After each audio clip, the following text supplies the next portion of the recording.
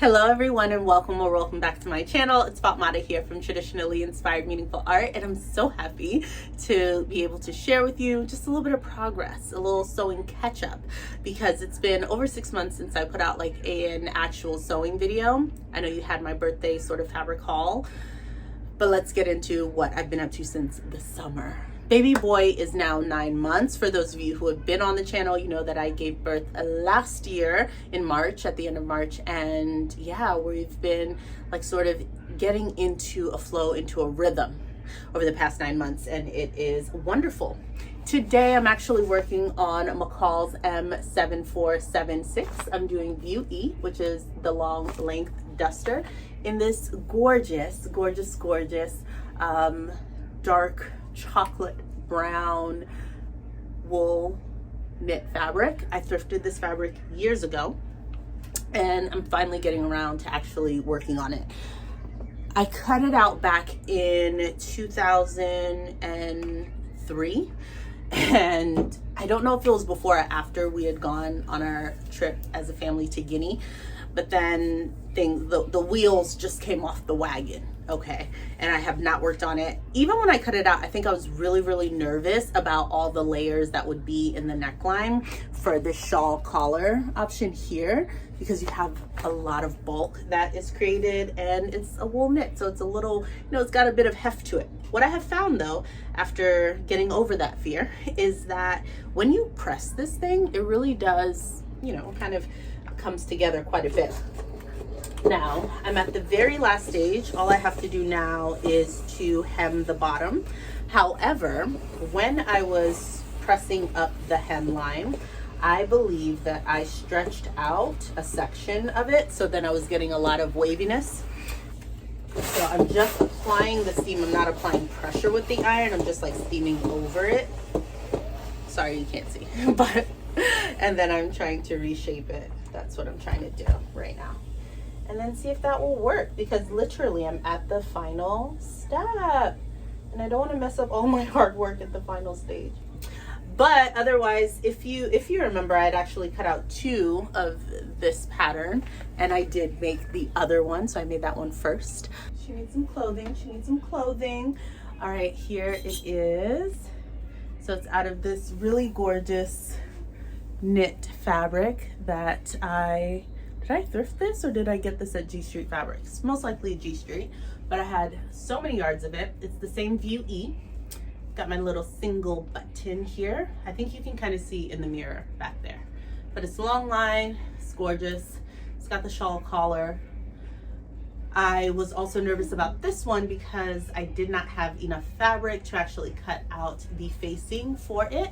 But luckily enough, I had this sort of like cotton, linen, viscose blend fabric that is the exact color match.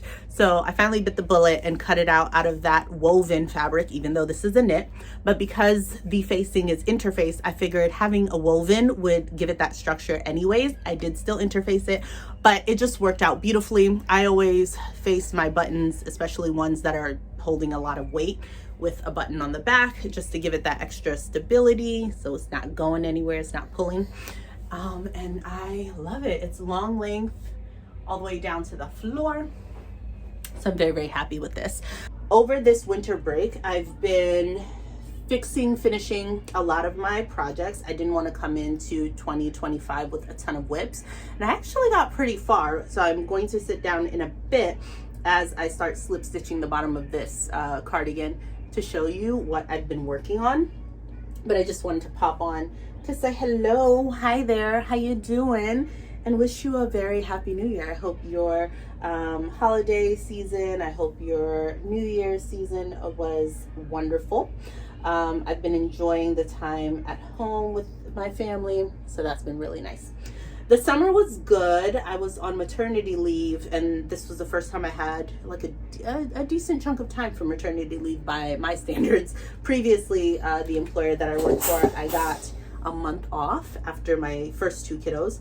So having like a solid 3 months, like 3.5 months, felt like it was a prize. Yeah, I was so happy.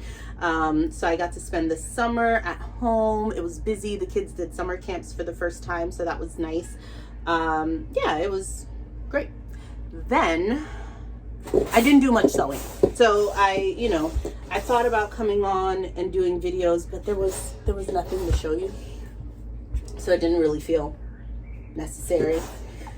I just told myself, enjoy the time. So I did that. I'll be honest, a couple of things led to my sojo being very down. My whips pile. My whips pile was just looking and getting out of control. I'd spent some time actually organizing the sewing room, and I noticed that there were projects that I had cut out before baby. There were projects that I had cut out in the previous year, 2023. A lot of them that were not even started, and that did not feel great for me. And there were a ton of projects where I needed to fix or finish some things. Yeah, I wasn't happy about sort of where I was with my sewing. And then it felt like every project that I was starting just was either not being seen through to completion or was getting messed up. And that also took me for a loop. So I just thought some time away from sewing would probably be best. And I also was having some hiccups with my machine, or I started noticing that it could probably use some servicing. So I found a place to get my machine serviced, which was actually really nice to get them out of the house. So I didn't have that guilt that I should be sewing or I should be sharing, that sort of thing. And I just enjoyed the summer. Then we get into August, and in August I attended Baltimore Frocktails, which was a lot of fun. I'm glad we went. This was Baltimore's inaugural, I believe, Frocktails, and the organizers just did an amazing job, especially given the time frame that they had to actually set up everything. It was the same weekend as Artscape, which is a phenomenal arts festival that is hosted in Baltimore annually. And it was just like the perfect creative sort of weekend, I think. So I think they picked a really great time to have it. I enjoyed the way that I went into DC Frocktails, sort of not forcing myself to feel like I had to make something because I wore a dress I had previously made for DC Frocktails earlier in the year, and I figured that worked out so well for me. I wasn't feeling like I was in a mad rush leading up to the event. So I decided, I made this gorgeous Zimmerman inspired dress earlier in the summer. Why not just wear that, take the pressure off, because I hadn't really been sewing. And then of course, weeks leading up to it, even though I had made that decision in my mind, I was talking to, with my sewing friends, and I was like, I don't know, I'm thinking about the feather top in question. Okay, I'm thinking about the feather top. When else would I be able to wear this feather top? Like, it feels like Artscape, Baltimore Frocktails, this feels like the moment. Okay, and they were like, yeah, you should do it. Let's, just see what happens. So I began just like slowly putting all the feather plumes together. And I used the same pattern that I'd made my sister's halter top out of. I used that same pattern to do the base of the halter that I created for the feathered top. And I spent some time attaching all of the feathers, which I recorded, so hopefully I can put a clip of that on the screen. I attached it to the base, and I actually think it turned out gorgeous. But unfortunately, I could not just wear the feather top on its own. The feather top required layers because it was a halter. I then needed to wear something under it. Well, I had this beautiful cactus silk fabric that my best friend got me from Morocco. As you can see, this is the making of a top. And then I had to make some trousers. So then I went to another Old Faithful and I pulled out this gorgeous midnight navy sort of viscose twill fabric from my stash. Look at the luster on that, it's gorgeous. So I pulled those out and I was determined to make an ensemble. Okay, I was determined to make an ensemble. All of these are still whips. Okay, so needless to say, it didn't get done. And I was of two minds about it. Part of me was a little bit annoyed because I then was feeling that like pressure cooker situation leading up to the event that I was trying to avoid, which is why I had already determined I wasn't going to make anything new. But then part of me was very happy because, had I not had that catalyst, of wanting to wear the feather top. Would I have completed the feather top? Probably not. And it probably still would have been in pieces. So it was good that I was able to finish that, but then I acquired 2 whips. I still think these are going to be fabulous makes. I got to the very end where I was inserting the invisible zip and it was off and giving me a pucker right on the bottom, which is not a good look. And even though the top I was making was going to have like a high-low peplum effect, it could have covered it. I knew that I was eventually going to have to go back and fix that. Then I still had to hem it. This was all happening the night before. I had not put on any sort of neck facing. I hadn't done anything to the sleeve. Couldn't really work out the high-low peplum situation. I just decided, Fatmata, just go back to plan A. Go back to plan A. Wear the Zimmerman inspired dress to Baltimore Frocktails and be done with it. And that's what I did. And Baltimore Frocktails was an amazing time. Again, I hope to be inserting some photos here. I got to see so many amazing people that I'd seen at DC Frocktails also, and some new folks as well. Beautiful makes. It was fantastic. Still have my goodie bag here from Bmore Frocktails. We got this like water koozie. We got a cute cup. I think we might have gotten we got some labels, Sarah Hart's labels. So I hope to use that in some makes this year. Yeah, so we might have gotten a few other things, but I have since emptied that bag and put it in its respective places. A delightful time, an amazing experience, and yeah, I would hope to go again in future years if they host it. The food was delicious, the music was great, all the things. And I hope that as the years go on, it just gets bigger and better and better and better. As I was getting closer to Frocktails though, because I had finished the feather top, and let me just bring it over, I wanted to wear it so badly. I couldn't, I didn't want to have put in all this work and not be able to wear it for something. So we ended up actually going to Baltimore a little bit earlier in the day, and I wore it on top of this same dress pattern, but not this print. My best friend had made me this same dress out of a different mesh fabric with blues and greens, and it's gorgeous. And I actually layered the feather top on top of that, and I wore it to Artscape during the day before we went to Baltimore Frocktails. So I think that that was a great way to be able to showcase and highlight the gorgeousness of the feather top, and I actually still got to wear it. So it's so fun, it's so fun, it's so fun. Look at the feathers. So if you have not been here for a while, I was inspired to make something out of ostrich feathers after I saw this gorgeous photo of Halima, who's a supermodel, and she had this gorgeous dress on with just like feathers coming all over. I only had enough to do this front section, so the back actually altered this pattern. I think it does have like a full back that meets the halter, but I just wanted it to swoop down in the back like that. So this is my top, and I think it's just a fun layering piece. It's unnecessary, but it's festive, it's joyful. Each of the individual plumes, I feel like you can see the base of it. So this is how the ostrich feathers come. So it does come like on a satin ribbon trim. So I would cut it above that stitch line, and that's what I use to just like roll it onto itself, and added some adhesive to keep it in the individual plumes. And then I adhered it throughout, layering them.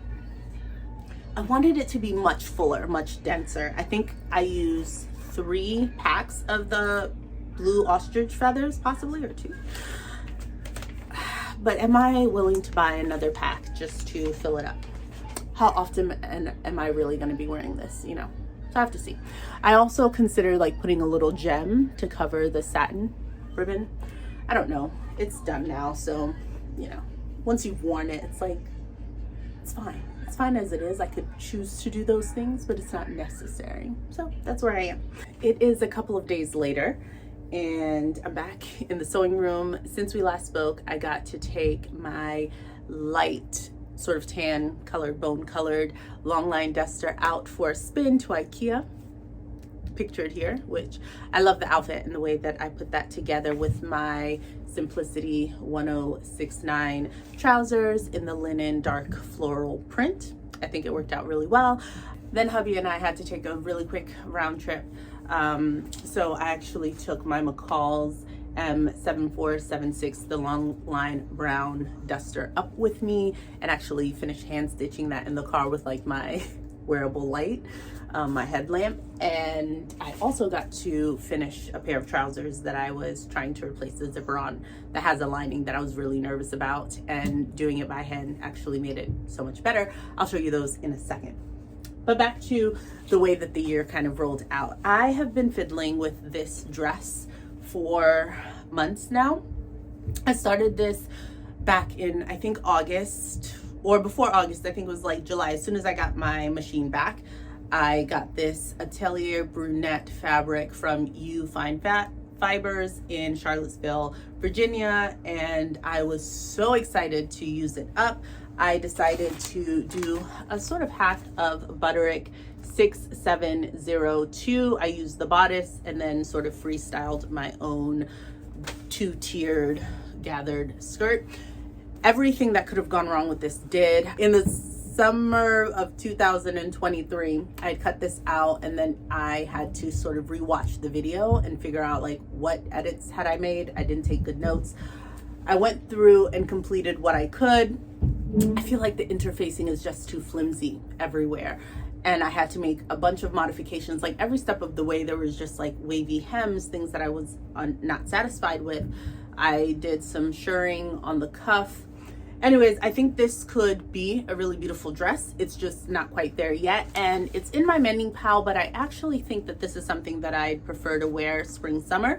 So I do think I'm actually going to wrap this up, put it away, and then revisit it when I want to do like another round of mending closer to the time that I'm going to wear it, because it's not really bringing me joy, and I'm not going to force myself to try and do it at this very moment. What's currently on my table is another pair, that navy pair of S1069. So I am redoing the zipper. So I'm going to do the zipper first and then finish sewing up the crotch seam. And I think that's going to, one, allow me to ensure that the zipper is installed properly and doesn't give me any puckers, and then I can just sew up the seam. So I've done quite a bit of unpicking. Then I'm going to put the waistband back on because I took that off in case I need to let it out a bit, and I'm going to hem the bottom, and hopefully that can be done. I have one more mending job that I'm going to do today on my second snow day. I already started, but this was a pair of jeans for my younger cousin, and she wanted to turn it into a black denim skirt. So as you can see, I did the bulk of it yesterday. So we had unpicked it and I started sewing the seam. So I just put in the first sort of row of stitching, and I'm gonna go and do a second row just so it looks like top stitching, and then I have to have her wear it so that we can hem it, and then that is done.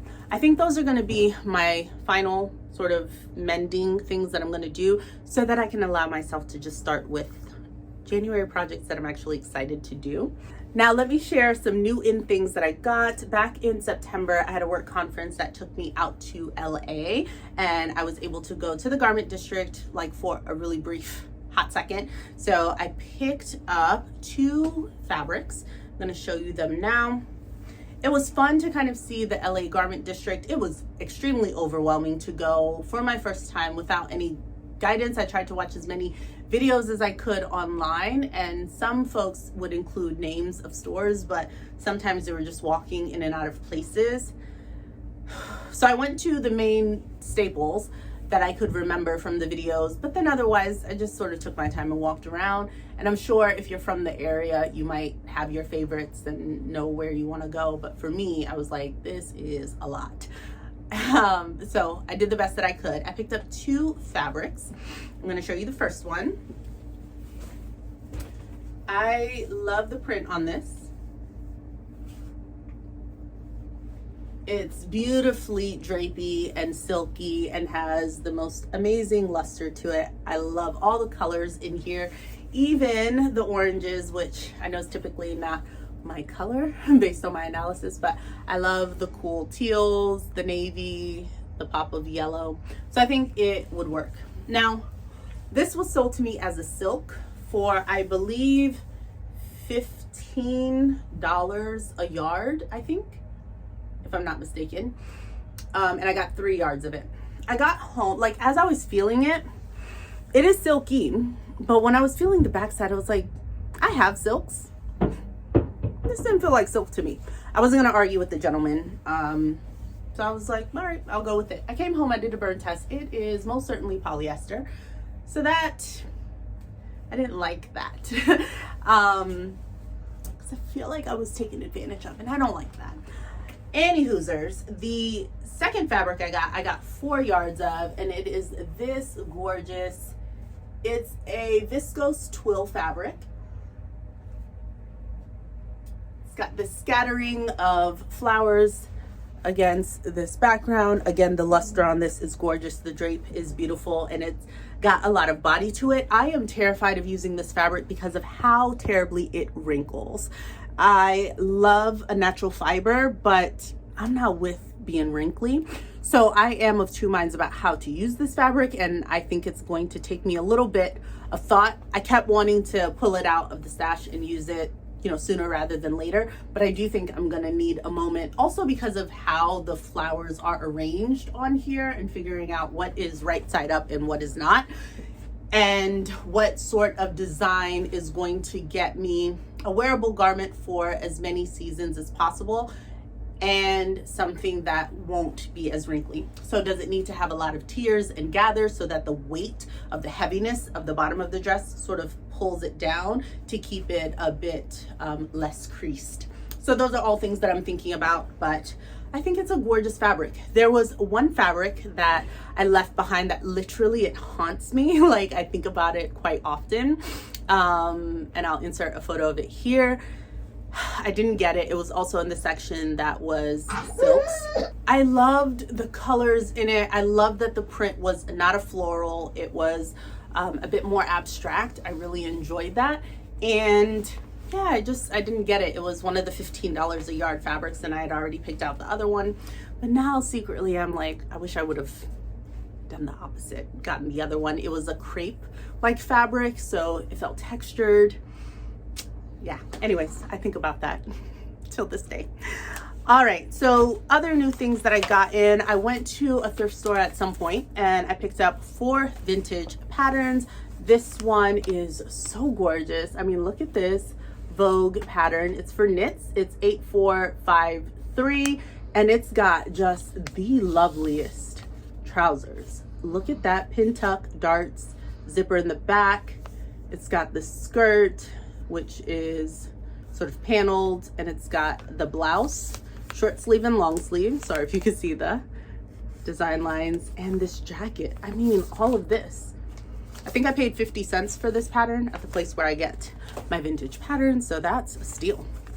This Butterick dress pattern, 3908. I love the fitted bodice. Now, this is a single size pattern, so it is size 14, which I think does correspond to my size. Now, the reason I got it is because it does remind me of the bodice of the Butterick pattern that I'm currently trying to make. And I'm hopeful that for whatever reason, maybe this cut is just gonna fit me better. And I will probably hack on my own type of skirt or elongate this skirt, but I also like the shape of the collar here, as well as the pussy bow blouse sort of version. So I'm very excited about that. Then I got 2 that have the most darling design details. So these are both Vogue patterns, 7761 right here, which has, look at how sweet this front is. And then it sort of ties, has a closure in the back, so it cinches it in a little bit. I just love that integrated front with this cool feature. I think you could definitely add some piping to it. You'll see I got a ton of piping recently. And then here is Vogue 7807. Again, I just love this sort of like front detail, and it's got that belt that comes from the back and attaches with the buttons on the front. I love things with interesting design details. While none of these are long sleeve, I do like that it has a sleeve, which means that I can just elongate the sleeve. So loved all of my vintage patterns. These are both one size, but because they were my size, a 36 bust, size 14, I felt really good about getting them, and then I can sort of hack and play around with them as I see fit. Additionally, I picked up during that same thrift store run 4 packs of this sort of forest green piping. I love piping, and I don't like making my own piping, but I think it allows you to do and highlight a lot of great seam lines. So I wanted to pick this up.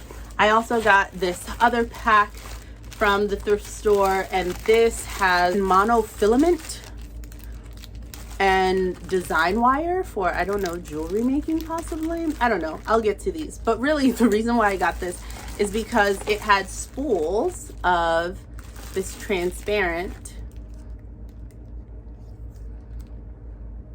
thread, which I have one spool of transparent thread. Ask me how often I use it. Not that often.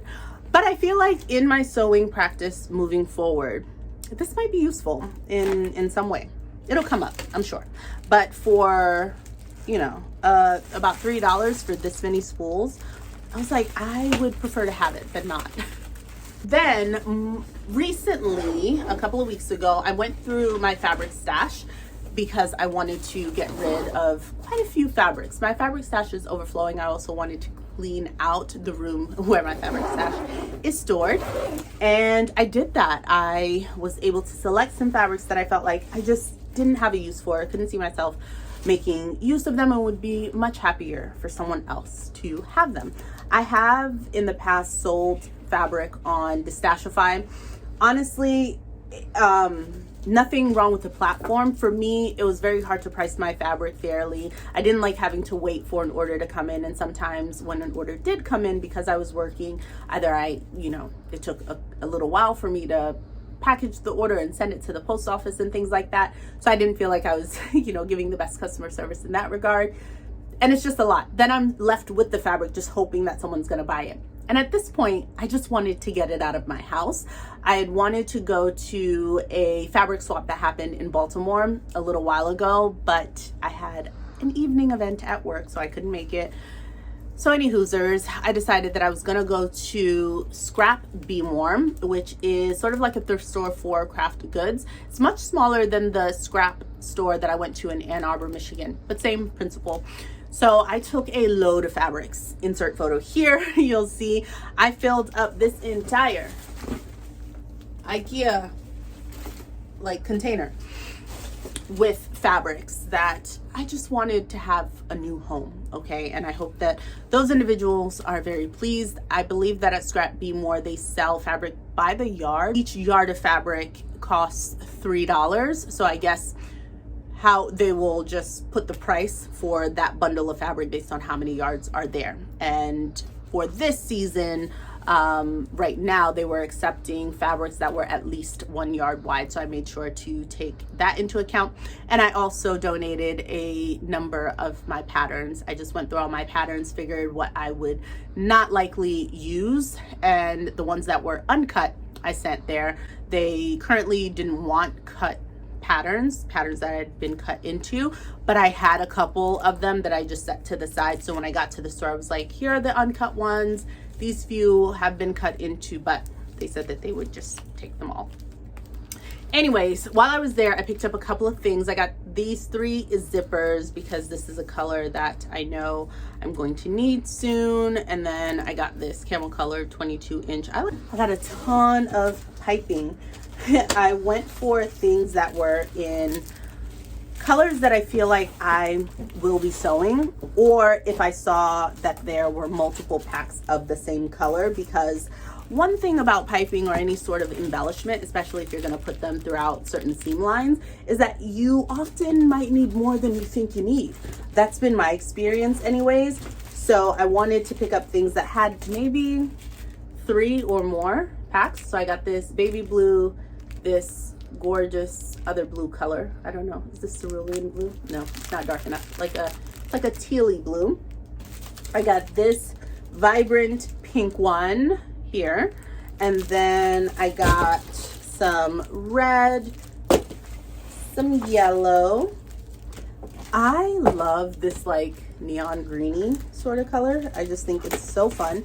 And then some cream.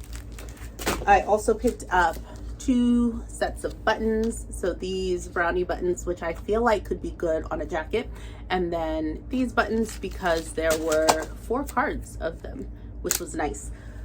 So those are the things that I recently picked up at a decent price. All at a decent price. So I was very, very, very happy about that. All right, I put the baby down. I was gonna do a video where I show you all the things that I've been able to fix, finish, and finesse over this winter break, and the pile is looking large. This video is already long. How about we call this a wrap up and I end the video here. Thank you so much for watching. If you're new here, please like, comment, subscribe, welcome, and I hope to see you soon. For those of you who have been sticking with me, thank you so much. It's been a heck of a year. Lots of good things. I'm coming back. You know, while there are always ups and downs, I think I'm definitely overarchingly, there have been a lot of ups. So I am looking forward to the new year, and I will be back hopefully shortly with another video where I just show you the things that I've made up over this winter break. And then January plans, we'll also do a recap of my 2024 Make 9 and my Make 9 plans for 2025. I hope your year is off to a great start, and I can't wait to talk to you soon. Bye-bye.